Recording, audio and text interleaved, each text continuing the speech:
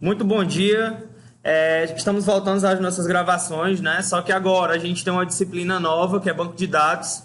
A disciplina anterior que a gente trabalhou era programação orientada a objetos, né? Querendo ou não, ela tem alguma associação no final dessa disciplina que a gente vai precisar criar o aplicativo junto com o banco de dados. Então, essa parte introdutória a gente já comentou em sala de aula, mas é interessante que a gente revise, faça as anotações da maneira correta, tá bom? E junto com essas anotações, no final da aula a gente vai passar uma atividade.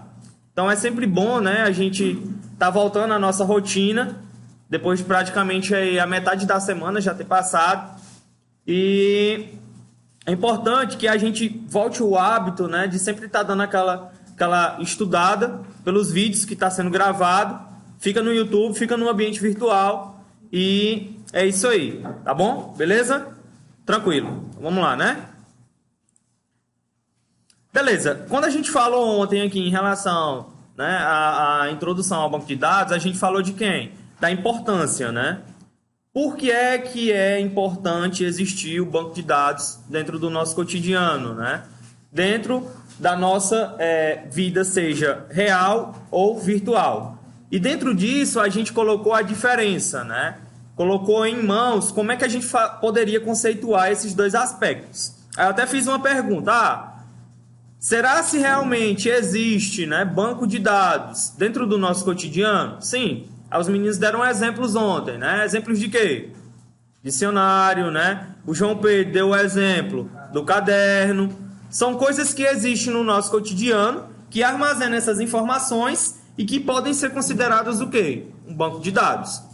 E a gente sabe também que esses bancos de dados têm essa importância não somente de fazer o armazenamento, né?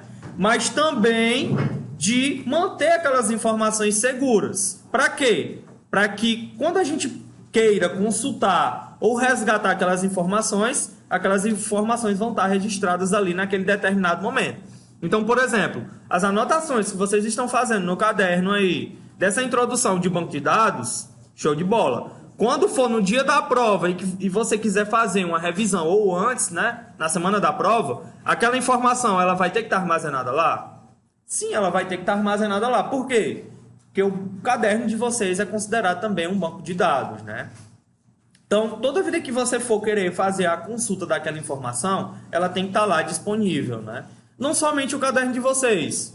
Existem outras inúmeras formas, né, na nossa vida real que nós podemos fazer essa representação de banco de dados. E qual é a ideia que eu quero que vocês tenham em relação a isso?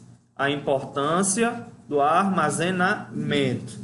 E após essa importância desse armazenamento, toda vida que você, né, for querer resgatar essas informações têm que estar disponível.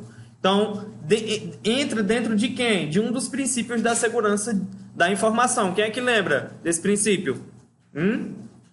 Disponibilidade. Eu acho que eu não comentei aqui com vocês, mas algumas pessoas já devem saber, né? Os princípios da segurança da informação.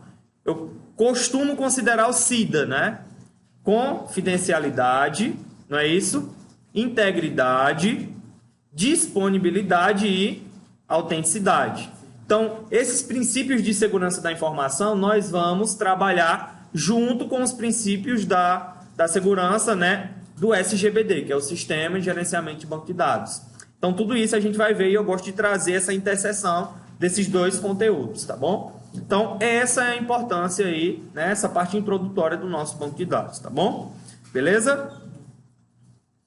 E quando a gente entra mais um pouco em relação a essa importância, a gente precisa saber como é que esse cara vai armazenar essas informações e a gente precisa saber que tipo de informação ele vai armazenar. Então, eu trago esse conceito para vocês, que a gente já viu lá naquela parte introdutória, né, de análise de sistemas, na disciplina de POO, que é o conceito de quem? De dado, informação, fato e metadados. Então, a gente precisa saber desses 4 conceitos para quê? Para a gente dar origem ao nosso banco de dados. E a partir desses 4 conceitos, a gente faz um conjunto, né, de como é que essa informação vai ser armazenada, né? E qual informação eu quero que seja armazenada. não é somente eu pegar um determinado fato ou um determinado dado e armazenar, não. Eu preciso saber como é que essas informações devem ser armazenadas. Então, a gente traz esses 4 caras de forma progressiva, né? Onde a gente tem um dado, que ele pode ser qualquer elemento, não é isso? Ele não gera conhecimento, não é isso? E nenhuma compreensão de um determinado aspecto. Então, ele pode ser qualquer coisa. E segundo Oliveira, vamos ver o conceito aqui. É qualquer elemento identificado em sua forma bruta, que por si só não conduz a uma compreensão de um determinado fato ou situação. Ou seja, é uma coisa que não tem sentido, né? É uma coisa que pode ser qualquer coisa, certo? Então, a partir daí, a gente pode ter um primeiro conceito, né? Do dado. Quando a gente pula para um fato, aí a gente já tem o quê? Um conjunto de dados relacionados. Então, a gente não tem mais aquele dado perdido sem sentido. A gente já tem o quê? Uma relação desses dados. E a partir daí, a gente pode fazer um conceito dessa relação desses dados com o mundo real, não é isso? Então, só um minuto, tá?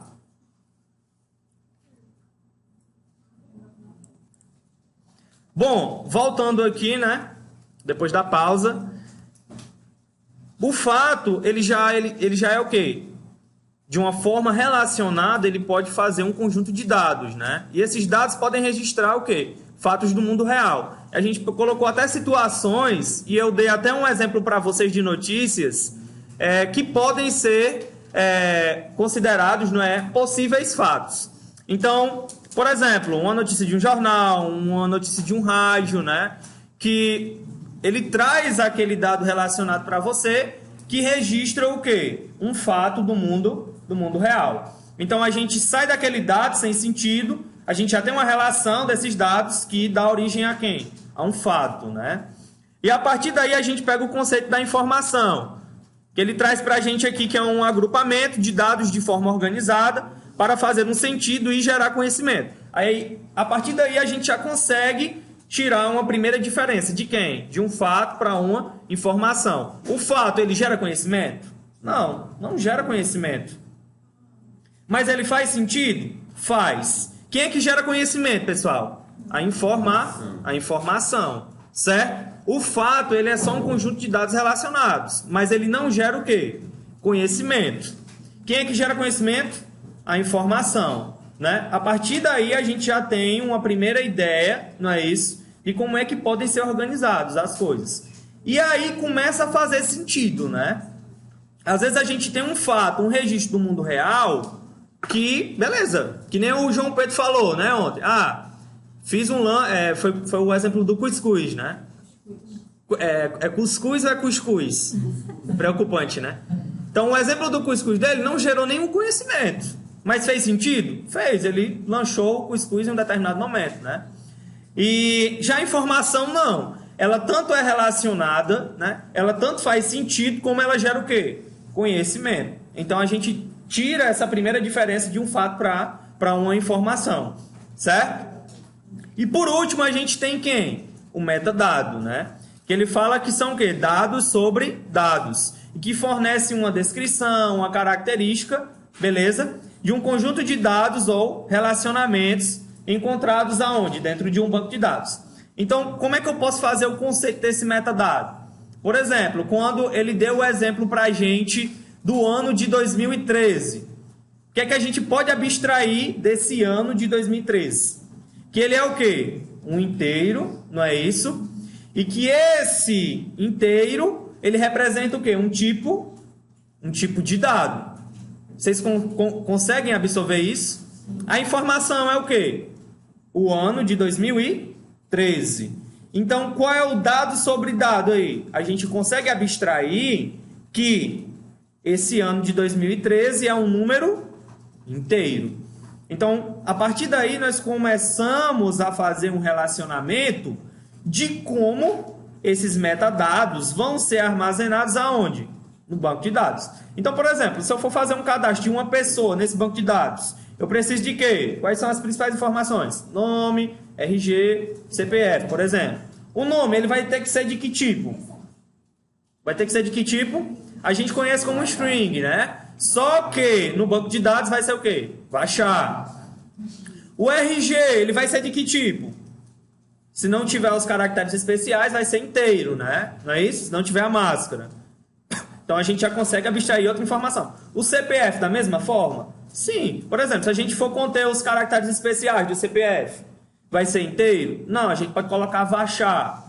Então aí a gente já começa a identificar como é que essas informações devem ser armazenadas aonde? Dentro do banco de dados. Então nós temos o dado, né, que não tem nenhuma compreensão. Nós temos um fato, né, que já tem um relacionamento e a gente pode caracterizar como um registro do mundo real. A informação que gera conhecimento e o metadado é onde ele fornece as características de quem? Dos dados, né, na hora do armazenamento dentro do banco de dados. Então isso aí você já coloca como uma observação, que é a terceira questão, letra A da prova, tá? Beleza? As principais diferenças entre esses 4 carinhas aqui, tá bom? Beleza? Muito bem, vamos lá. Agora, a gente tem as operações básicas sobre um banco de dados. Só que essas operações, elas são realizadas por quem? Pelo usuário. Inclusive, vocês já anotaram, né, na aula passada, mas é interessante a gente grifar e tentar comentar esses caras novamente.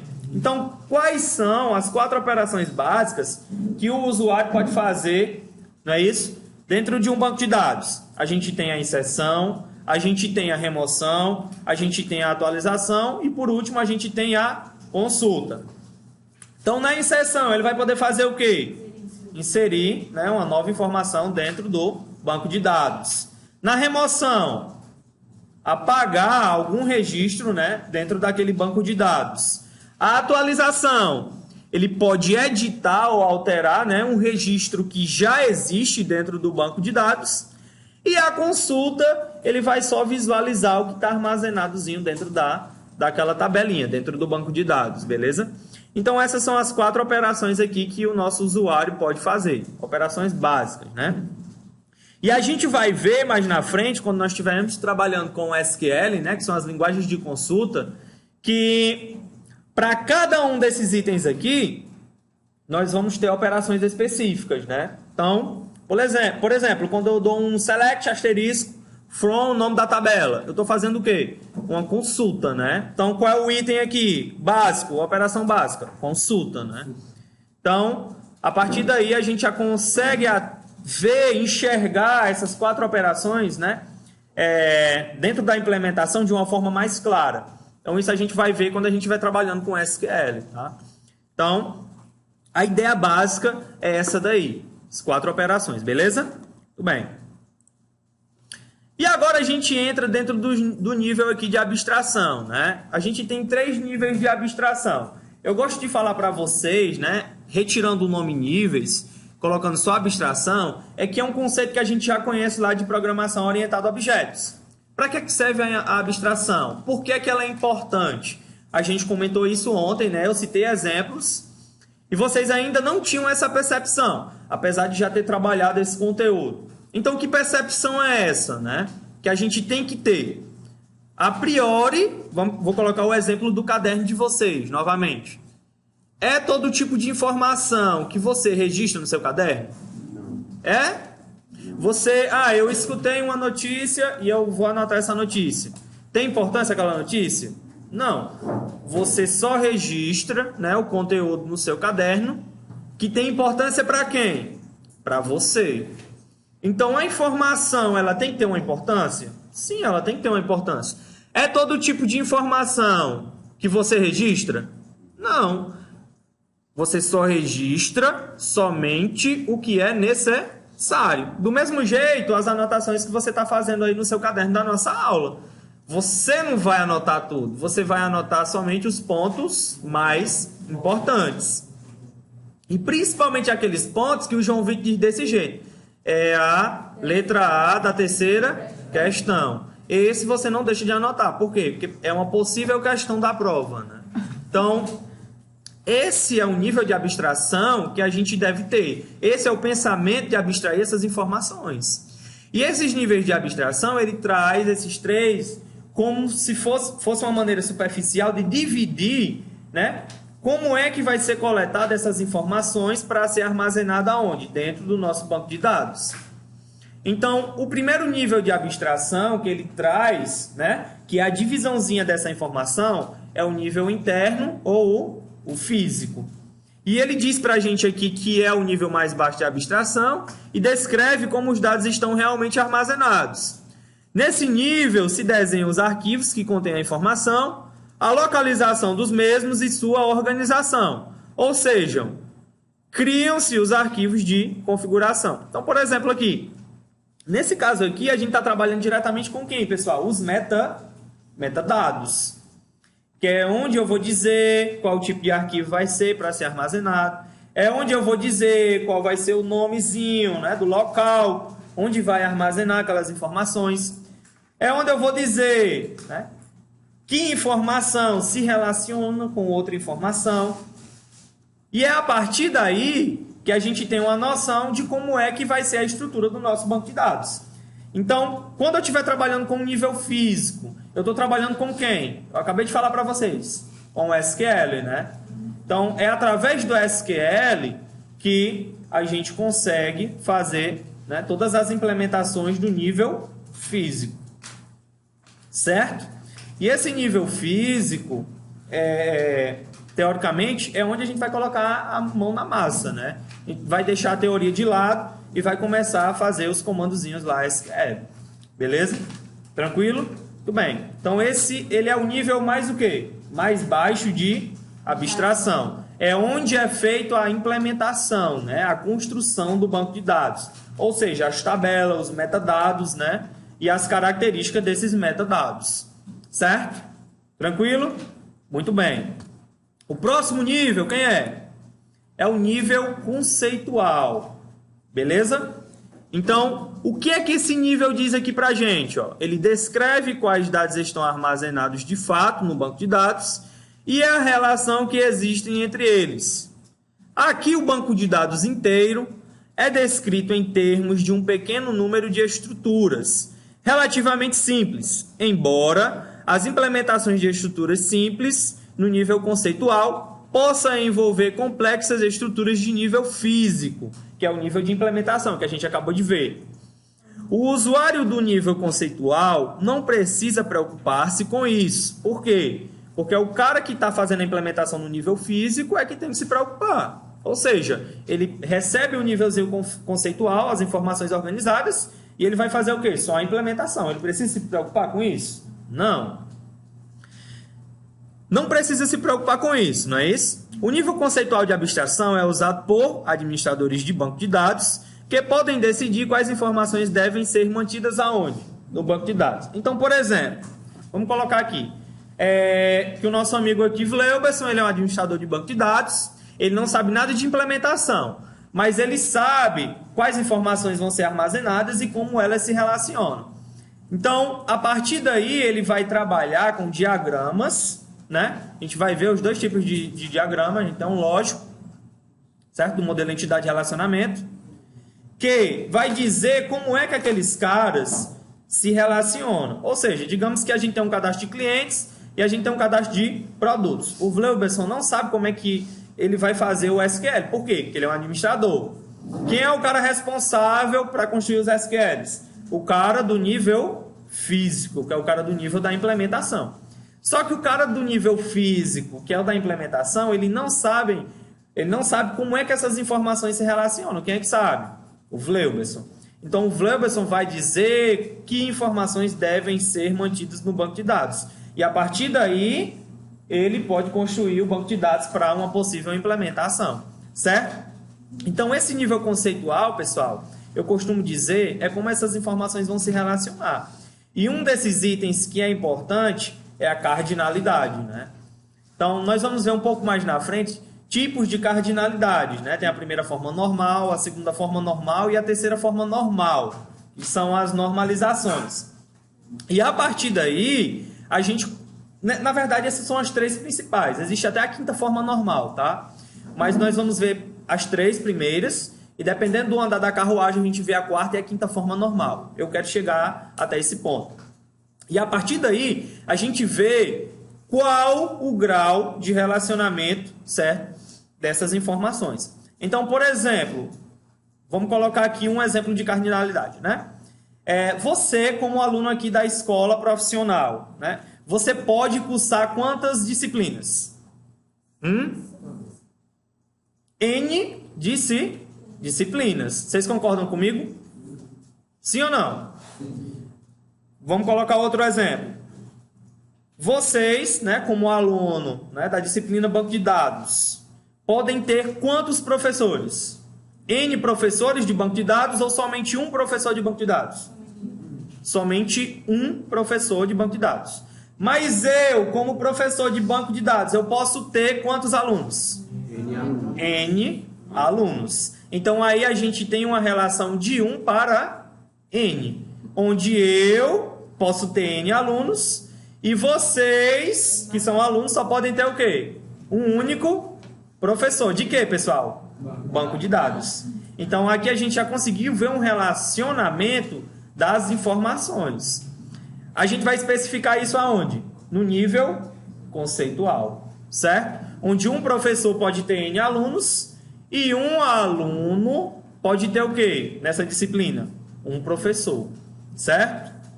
Então, é esse tipo de relacionamento que vocês vão ter, né, um conceito a mais quando a gente vai trabalhando com cardinalidade. E isso é visto aonde? No nível conceitual, tá bom? O próximo nível é o nível externo ou de visão, né? Eu até falei para vocês, esse nível é o mais próximo do usuário, né? O que é que ele descreve? Ele descreve apenas parte do banco de dados, né? Apesar do uso de estruturas mais simples do que no nível conceitual, alguma complexidade perdura devido ao grande tamanho do banco de dados.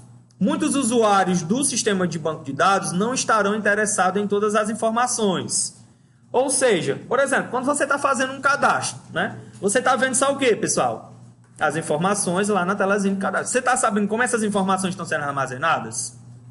E isso é importante para vocês? Vocês querem saber disso? Não, vocês só querem fazer o quê? O cadastro de vocês. A única coisa que vocês estão preocupados é o quê? A informação que vocês vão colocar aonde? No cadastro. Essa é a única preocupação. Isso reflete através de que nível? No externo ou de visão, que é o que fica mais próximo do usuário. Ou seja, em vez disso, precisam de apenas uma parte do banco de dados. O nível de abstração das visões de dados é definido para simplificar essa interação com o sistema, que pode fornecer muitas visões para o mesmo banco de dados. Ou seja, por exemplo, como é que ele diz assim, muitas visões para o mesmo banco de dados? Então, vamos colocar duas telas dentro de um sistema. A tela de cadastro e a tela de consulta daquele cadastro. A gente está utilizando o mesmo banco de dados? Tá. Só que a gente está tendo uma visão de cadastro e na outra tela a gente está tendo uma visão de quê? De consulta daquele cadastro. São duas visões diferentes? São duas visões. Uma visão, eu estou somente vendo a informação que está sendo cadastrada, e a outra é somente as informações que eu estou consultando. E quem é que está fazendo esse tipo de consulta? O usuário. Então é por isso que a gente coloca esse nível mais próximo do usuário, certo? Então, primeiro nível, quem foi? Primeiro nível, físico, não é isso? Segundo nível, conceitual. E o terceiro nível... Exatamente. Então, esses são os 3 níveis de abstração que a gente precisa conhecer e precisa fazer a diferença, tá? Terceira questão, letra A aí da prova. Beleza? Tranquilo? Muito bem. Físico, conceitual ou externo ou de visão. Beleza? E agora a gente traz aqui de uma forma mais simples como é que a gente pode fazer isso, né? Beleza, o nível físico a gente tem aqui o banco de dados, bonitinho. Que nós temos o esquema conceitual, né, que é o que fica intermédio, né, no meio. E por último a gente tem a visão, que pode ser vários tipos de visões que o usuário vai... Exatamente, no caso pode ser umas telas do sistema, beleza? Então, nível físico, conceitual ou externo de visão, né? E esse externo de visão pode ter vários tipos de visões, da maneira que a gente vai visualizar aquele mesmo banco de dados, certo? Então, último exemplo aí desse nível externo de visão. Por exemplo, Quando você está fazendo uma pesquisa aí no Google, você está consultando o banco de dados? Sim ou não? Sim. É um nível o quê? Físico, conceitual ou externo? Nível externo. Você que é o usuário está tendo contato com quem? Com aquela informação que estava armazenada lá no banco de dados. Você está se preocupando com essa informação que estava armazenada? Não, você não está se preocupando. Você só quer fazer sua pesquisa. Então, a pesquisa que o Duílio está fazendo, né, lá no Google agora, é a mesma pesquisa que a Melissa está fazendo? Não, são pesquisas diferentes. Mas é o mesmo banco de dados? É o mesmo banco de dados do Google, né? Então, a gente pode ter, né, vários tipos de visões. De que nível? Nível externo. Tá bom? Então, isso é um conceito que vocês devem anotar aí. Beleza? Tranquilo? Muito bem. Então, a gente finaliza aqui essa primeira parte introdutória do banco de dados. Tá bom? E vamos fazer uma atividade agora. E depois de finalizar a atividade, a gente posta o resumo dessa primeira aula lá no ambiente virtual. Tá bom? Beleza? Assistiu a aula? Não esquece de deixar o gostei. Tá bom? E se não se inscreveu ainda, se inscreve lá e marca o sininho. Tá bom? Valeu!